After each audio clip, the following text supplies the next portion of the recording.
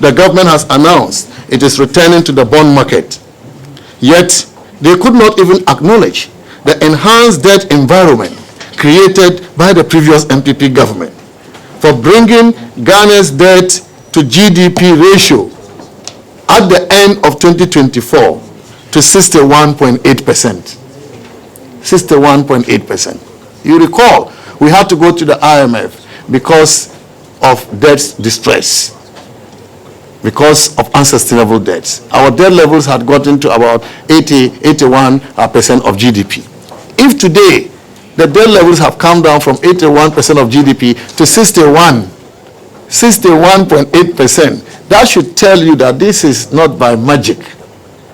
This is as a result of skilled negotiation by the government. It's as a result of the implementation of a very powerful debt strategy that we have had to implement to bring the debt levels to that level. And ladies and gentlemen, let me add that the 61.8% debt to GDP ratio is lower than the pre-COVID-19 debt to GDP ratio of 65.7% in 2019. So if you look at the debt trajectory, you will see before COVID, our debt to GDP ratio was lower. But because we had to borrow so much to finance our COVID interventions, we had to borrow also to do the to address the effect of the Russia-Ukraine war. We had to borrow for the financial cleanup exercise as well. The debt levels went to that 80%.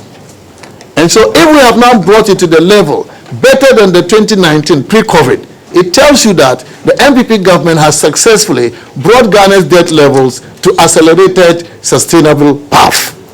The least the NDC can do is to continue to implement our debt strategy.